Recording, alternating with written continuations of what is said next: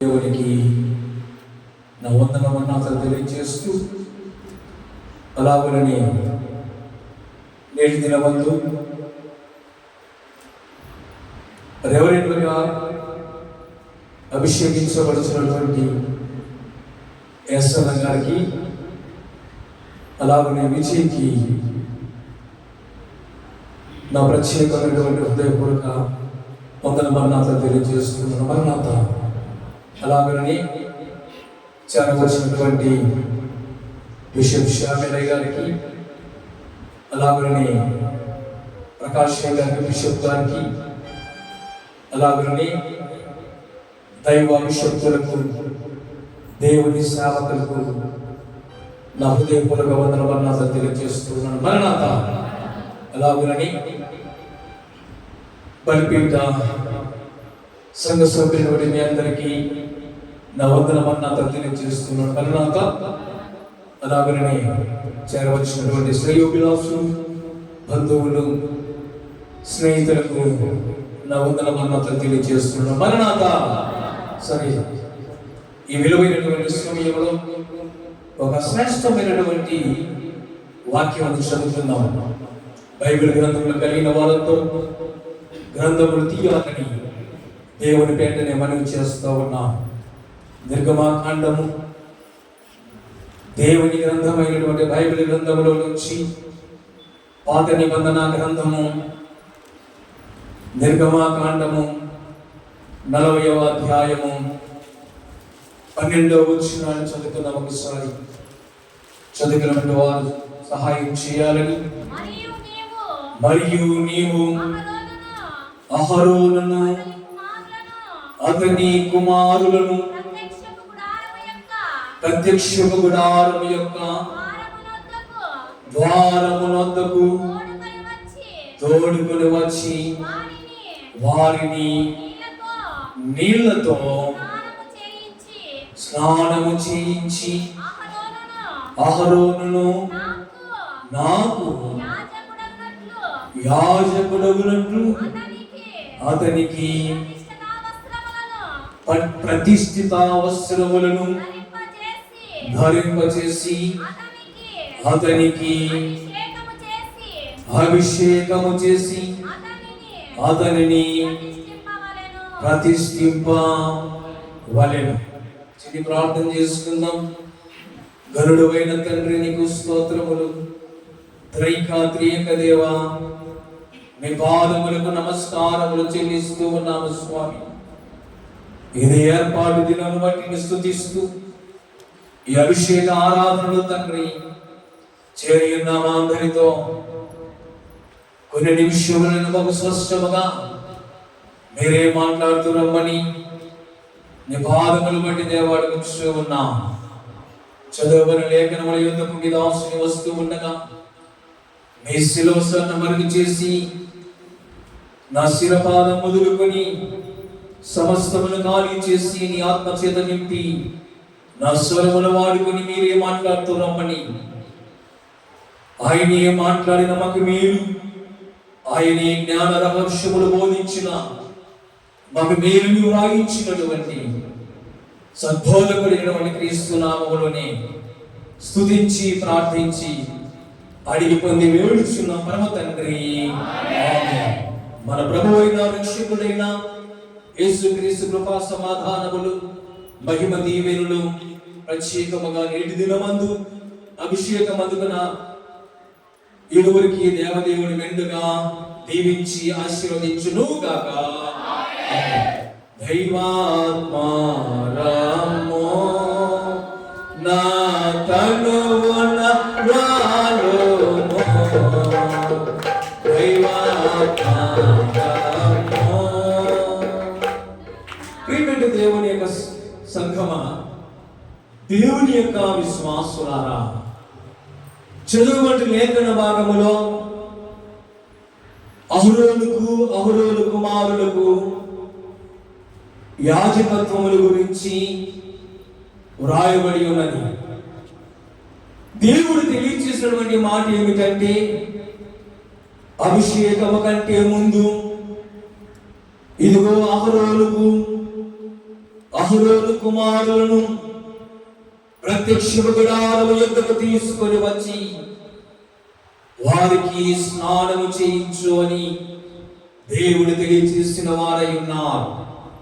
సమయం కొంచెమే ఉన్నది గనక క్లుప్తముగా నా సమయాన్ని ముగింప చేయాలని ఆశపడుచు ఉన్నాము.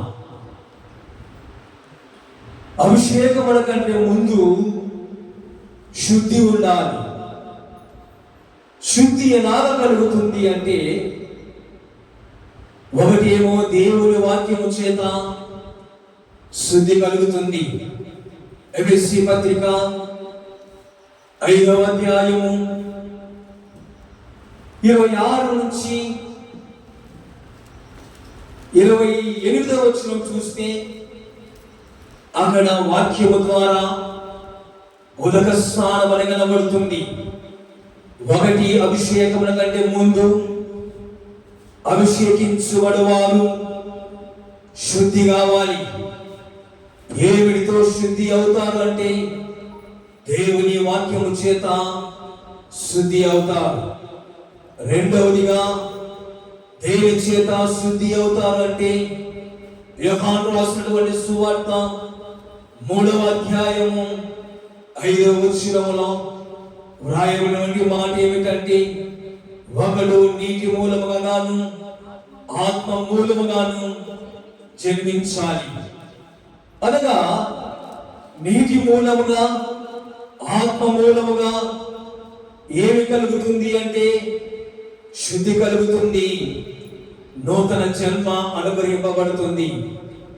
మూడవదిగా యెషయా గ్రంథము 44వ అధ్యాయములో 4వ వచనములో ఆత్మచేత శుద్ధీకరణ అని అక్కడ తేటగా నీటి ద్వారా ఆత్మ ద్వారా శుద్ధీకరణ అని వాక్యము రాయబడి ఉన్నది. అందుకే అభిషేకముల కంటే ముందుగా అహరోను కుమారులను ప్రత్యక్ష గుడారం ఎదుట శుద్ధి గావించబడ్డాడు. అందుకే అభిషేక ఆరాధన అందుకోవాలి అంటే ఏముండాలంటే శుద్ధి ఉండాలి. ఆ సమయం అయిపోయింది అనుకుంటా. ఈ అభిషేకము వారి మీద నిలబడాలంటే ఒక 7 జ్ఞాపకం చేసి ముగింప చేస్తాను. ఒకటి చూద్దాం. ఒకటి వాక్యములో నుంచి నిర్గమాకాండము 40వ అధ్యాయము 2వ వచనం త్వరగా. అలాగని 3వ వచనం 4వ ఉత్తరం చదవాలి. తీసుకుని అందరూ 7వ వచనం వరకు. నా సమయం అయిపోయి త్వరగా. మొదటి నెలలో ప్రత్యక్ష గుడారమును మందిరమును నిలవబెట్టవలెను. ప్రియమైన దైవ అభిషక్తులారా, అభిషేకం పొందుకొనబోచున్న వారులారా, నీ అభిషేకము నిలబడాలంటే ఆఖరి వరకు నీ అభిషేకము నీ మీద ఉండి నువ్వు కొనసాగించబడాలి అంటే, ఒకటి ప్రత్యక్ష గుడారమును నిలవబెట్టాలా. ఆ ప్రత్యక్ష గుడారము నీ హృదయమే. 2 చదువు. అచ్చట నీవు గట్టిగా సాక్ష్యము మందస్సమును నిలిపి గమనించినట్లయితే, రెండవదిగా ఏమి నిలపాలంటే దేవుని నిబంధనలు నిలపాలి. మొదటిది హృదయమనే ప్రత్యక్ష గుడారమును నిలబెట్టాలి. ఆ నిలబెట్టినటువంటి గుడారములో ఏమి నిలబెట్టాలి అంటే నిబంధనలు నిలవబెట్టుకోవాలి. మూడవ వచనం, నీవు బల్లను లోపలికి తీసుకుని వచ్చి, బల్ల దేనికి సాదృశ్యం అంటే దైవ వాక్యమునకు సాదృశ్యము. అభిషక్తులైన వారు దేవుని యొక్క వాక్యము కలిగి ఉండాలి. 4వది చదవమ్మా. బల్లను లోపలికి తీసుకుని వచ్చి క్రమముగా ఉంచవలసిన వాటిని ఉంచి జీవ వృక్షమును లోపలికి తీసుకొని వచ్చి గమనించినట్లయితే ప్రదీపము నిత్యము గుడారములో వెలుగునట్లు ప్రదీపము వెలుగుతా ఉండాలి. ప్రదీపము వెలగాలంటే అచ్చము దంచి తీసిన ఒలీవ తైలముతో ప్రదీపము నిత్యము వెలుగుతూ ఉండాలి.